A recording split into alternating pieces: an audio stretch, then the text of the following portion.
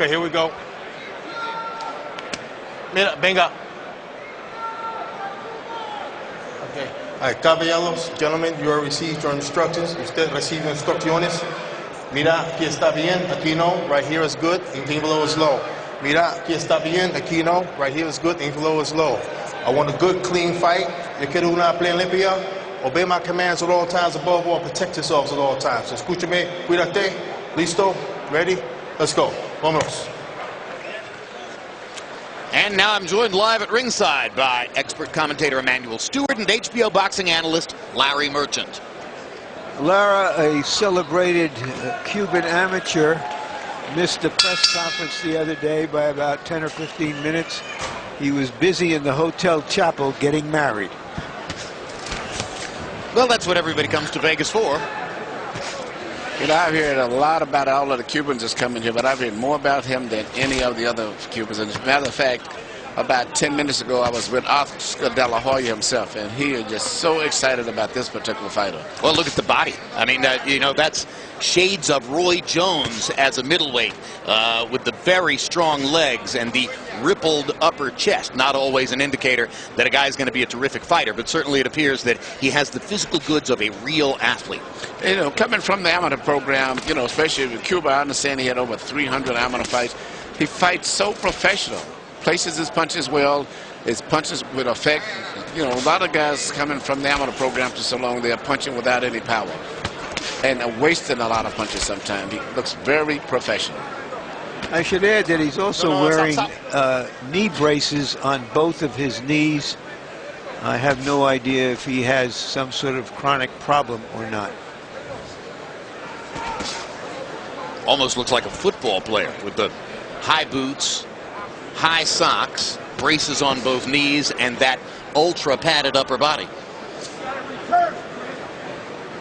And although he defected from Cuba twice, he's wearing the Cuban colors, so perhaps trying to build a fan base down there in Florida. And unlike his countryman Yuriorkis Gamboa, a very solid, hands-high defensive posture. All of the fighters that come from Cuba and most of the countries, they still have a lot of respect and love for the countries because a lot of them still have relatives there, and they just left because of the opportunity to advance their careers. But their heart is still, I'm quite sure, in Cuba. But I am watching how he places punches, and when he gets away from a punch, he'll slip or he'll dip just enough to let you miss and still be in position to punch back. He never overextends, getting away too much on his defensive moves. A good point. Very little wasted motion, right there. Emmanuel. Very little wasted motion, and always in a position to execute. And he's fighting an opponent who is obviously not going to take any chances, so that he's going to have to break him down systematically. Which he is doing through the course of the first round. He got a left hand up between Gray's guard in the last exchange, and two good body shots in his most recent combination.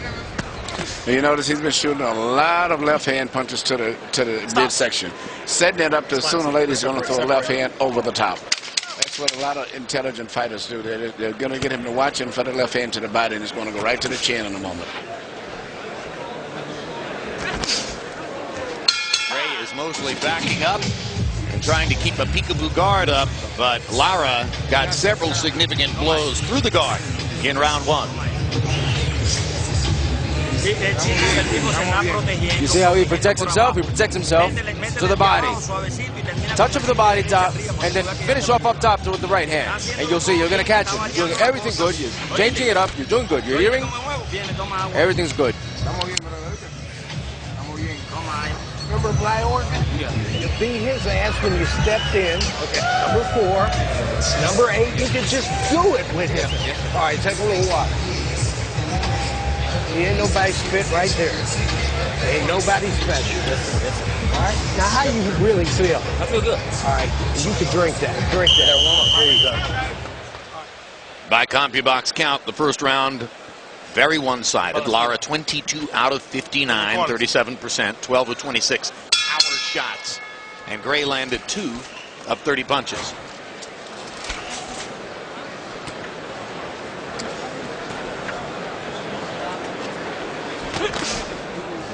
Chris Graves from Baton Rouge, Louisiana, with a record of 11-7 with 1 KO. So obviously Lara is not being prescribed any big tests yet. No, but I will give Craig a lot of credit. I'm watching. He's outmatched in terms of skill and everything. And he just got caught with a left hand. But he's still fighting a fight where he's trying to win, and it's a very good performance still on his head, considering how overmatched he is.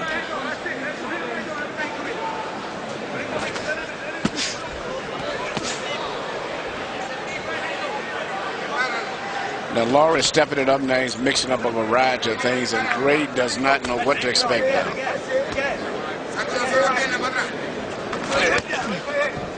Don't hold. No. No, hagas eso.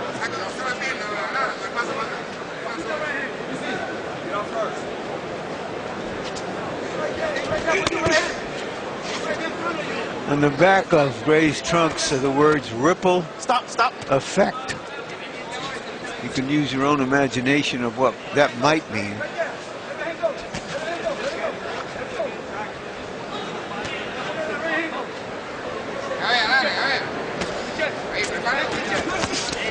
Another hard left hand by Lara. Yeah, he's got very close to him, and then he shot a right hook to the left. He's, you know, at this stage, it's just too much in terms of now it's a left uppercut, straight left hand lead to the chin, left hand to the chin.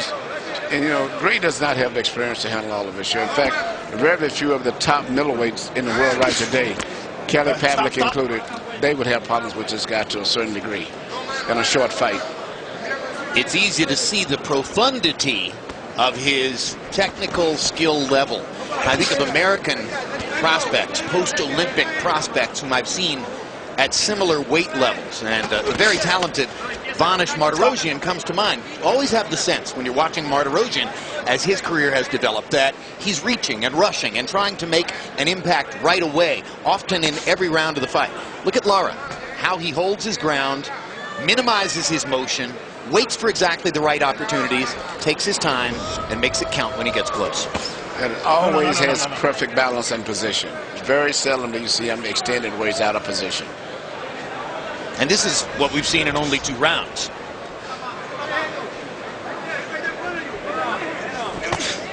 And if Cuba ever comes to the point where they allow professional athletes, we'll see many more like Lara. Well, they come in here whether Cuba allows them or not to leave it.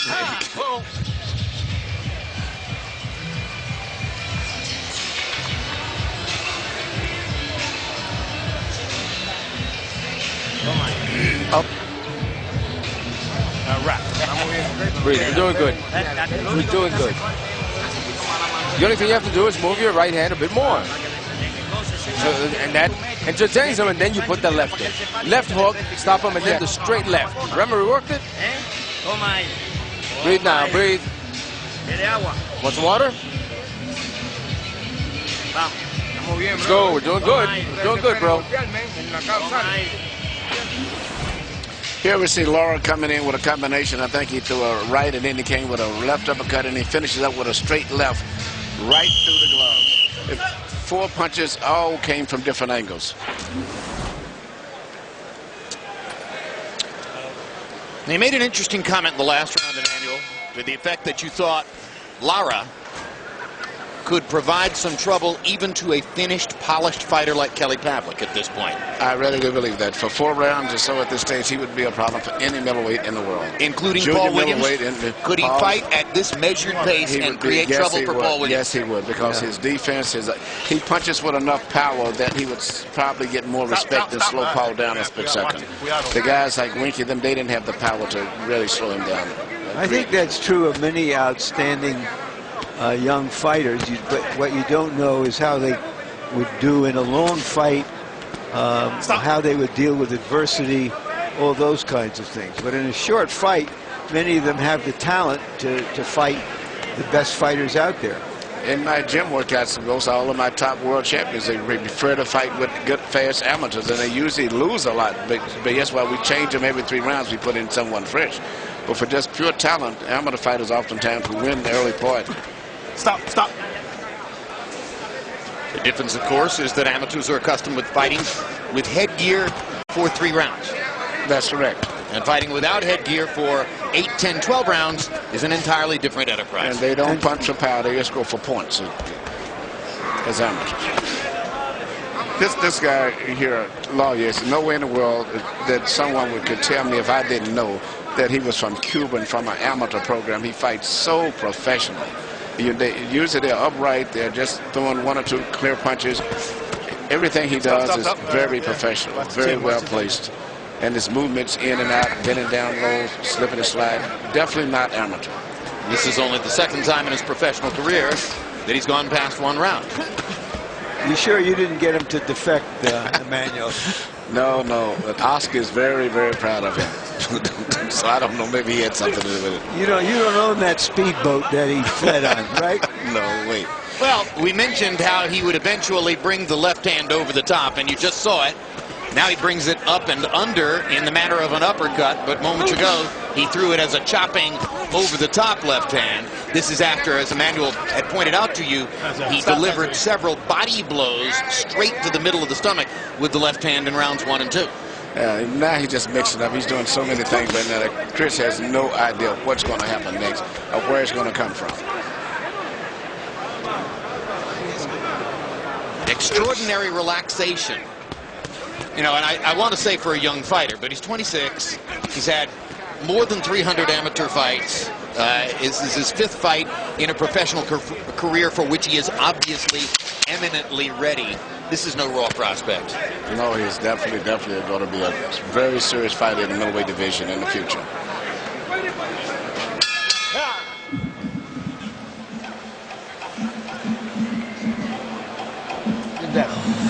In a moment, we're going to show you something new from our CompuBox graphics arsenal.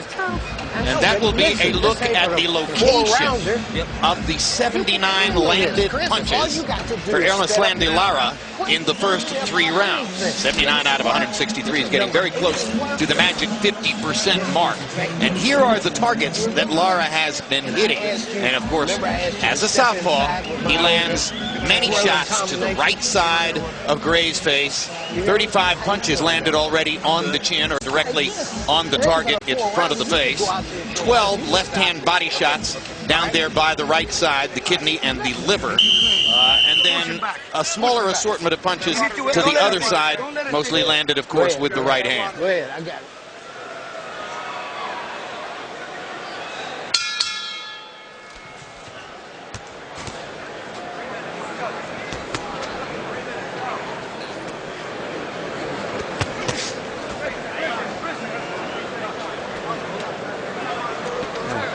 In case you're curious about how Lara defected twice from Cuba, on one occasion he was with the Cuban team in Brazil in the Pan American Games, and he defected, but then the local constabulary found him and deported him back to Cuba.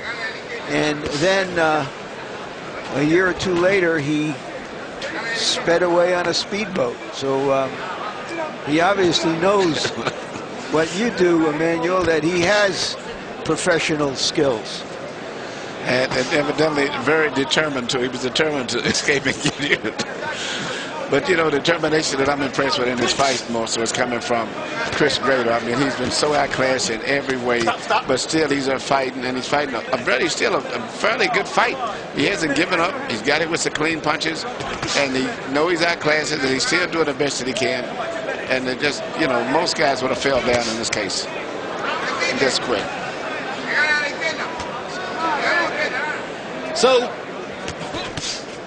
given the vast talent and skill level gap here, is there plenty for Landy to learn in a fight like this? Or for Lara to learn, I should say, Erislandy Lara? Yes, in a I fight think like so. this? Yeah, because, you know, the guy, he still hasn't been able to land that clean punch the way one where, you know, Chris's head would be snapping back. He lands blows, but he can't put 3 or 4 of them together. So and every time he slows down, Chris tries to come back and try to start attacking him. So I think this is a good fight. What about the event training, Emmanuel? I mean, the arena is less than 1/3 full. It's nothing compared to the crowd that we're going to experience once Hatton and Pacquiao are in the arena. But will Lara walk away from this and say, all right, I went through my first big fight experience in Vegas? Yes, he will. I mean, and then after this stuff, he's going to change up. He's going to be setting you in the crowd, just feeling the excitement, the energy that's going to be generated throughout this arena. It's a tremendous experience, especially for someone coming from Cuba to be right here in Las Vegas at a big Magno fight like this year. Stop, stop, stop.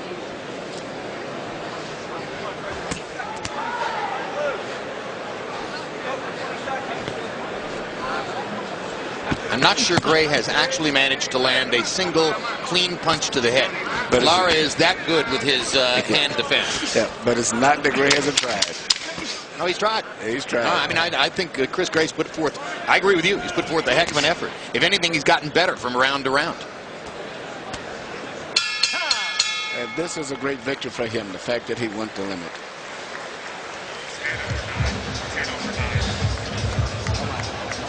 So we will await the decision on Erislandy Lara and Chris Gray. And you got a full 4-round look at a potential force in the middleweight division. He didn't even like it. Harold, how'd you score the thing? Okay, Jim, 4-0, 40-36, Erislandy Lara. Jim, I didn't think that he won any round really big enough to give him a 10-8, but certainly 4 very decisive 10-9 rounds. Wasn't a rather hard fight to score. Wouldn't surprise me if all 3 judges had it 40-36 like I did. And like you've been saying, Erislandy Lara is certainly better than a 4-round fighter.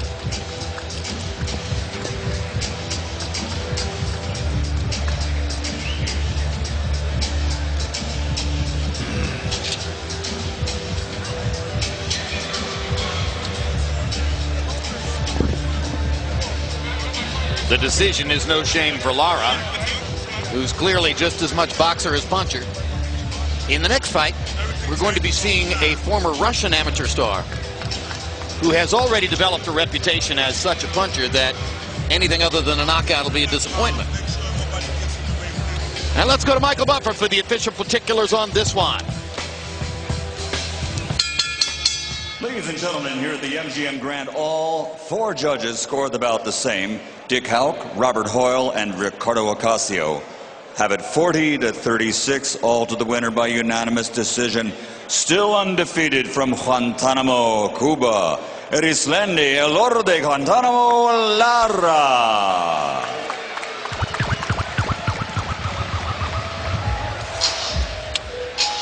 So Guantanamo opens and Erislandy Lara emerges.